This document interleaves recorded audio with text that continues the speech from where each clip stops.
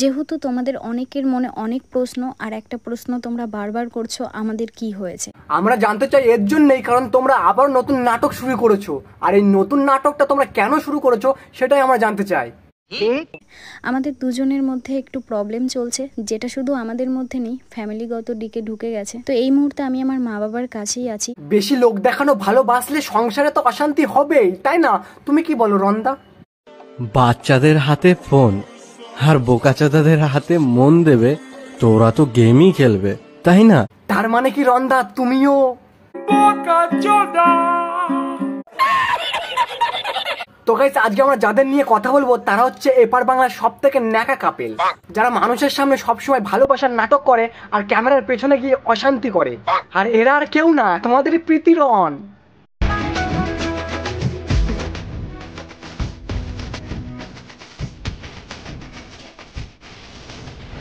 তো চলো গাইস, আজকে আমি তোমাদের সব বলবো, সব সত্যিটা বলবো, এদের কেন আলাদা হয়ে গেছে, কেন এরা ঝামেলা করছে, সব সত্যিটা তোমাদের সঙ্গে শেয়ার করবো। তো চলো গাইস, আজকে ভিডিওটা শুরু করা যাক।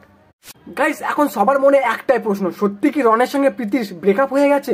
তাহলে কি আমরা এই দুটো ন্যাকা কাপেলকে আর একসাথে দেখতে পাবো না? আর এই সব সত্যিটা আজকে আমি তোমাদের বলবো, কারণ আমার মায়ের পিসির ছেলের মেয়ে হচ্ছে প্রীতি। তাই তোমাদের থেকে আসল সত্যিটা বেশি আমার জানার কথা, তাই আমি যতটা জানি আমি তোমাদের সাথে শেয়ার করছি। তো পুরো ভিডিওটা ওয়াচ করো। দেখো, প্রীতি আর রন দুজনকে ভীষণ ভালোবাসে, এটা তাদের ভিডিও দেখলেই বোঝা যায়। কিন্তু এখন তাদের মধ্যে একটা ভীষণ ঝামেলা চলছে। আমি না আমার পিসির মুখে শুনলাম, কারণ আমার পিসির বাড়ি রনদের বাড়ির পাশে, আমার পিসি সবটা জানে, আর পিসি আমাকে সবটা শেয়ার করেছে। তাই আমার মনে হলো এই পুরো ভিডিওটাতে আমি তোমাদের সাথে এটা শেয়ার করি। আর এখন ভাই এদের মধ্যে দূরত্বটা এমনই হয়ে গেছে যে মনে হচ্ছে এরা দুজনকে চেনেও না। Hello everyone, welcome back to my new channel.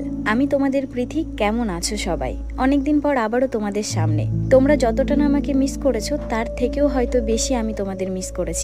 দেখো গাইস, দিদি আমাদের কতটা মিস করে, দিদি আমাদের এতটাই মিস করে যে মানে রন্দাকে পর্যন্ত ভুলে গেছে। আর তোমরা দিদিকে মানে এখনো সাবস্ক্রাইব করোনি।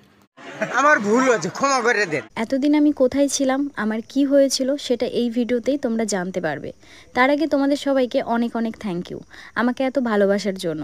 তোমরা আমার ভিডিও মিস করছিলে, এটা জানতে পেরেই সবটা আবার নতুন করে শুরু করা। বলছিলাম দিদি, সত্যি কি তাই, নাকি মানে ভিউজ আসছে না বলে নতুন একটা নাটক শুরু করেছো? কোনটা? তোমরা মানে কমেন্টে জানিও আমাকে।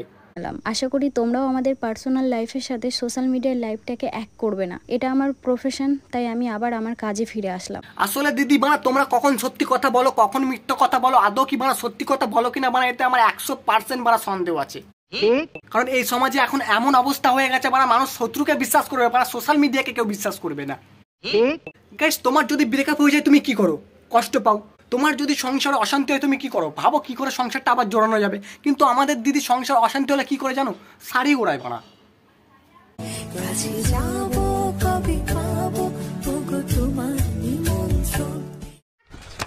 সালা মানুষ লটারিতে 1 কোটি টাকা পেলেও মানে এতটা খুশি হয় না, সত্যি বলছি। না বলছি দিদি, আসলে কি তোমাদের মধ্যে কোনো সত্যি ঝামেলা হয়েছে, নাকি নতুন নাটক করছো? আমি তো কিছু বুঝতেই পারছি না। তোমরা আমাকে কমেন্টটা জানাও না প্লিজ। কারণ মানুষের যদি ব্রেকআপ হয়ে যায় মানুষ ভাই কষ্ট পায়। এ তো দেখি বেশ উড়ে বেড়াচ্ছে, বেশ আনন্দে আছে।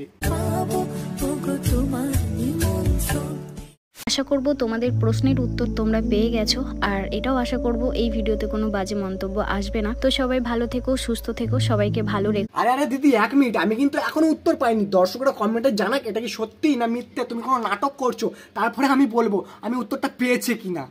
বানা এদের দেখলে মনে হতো টাইটানিক সিনেমার বানা লাস্ট সিন দেখছি, শেষে বানা এদের নৌকাটাও ডুবে গেল।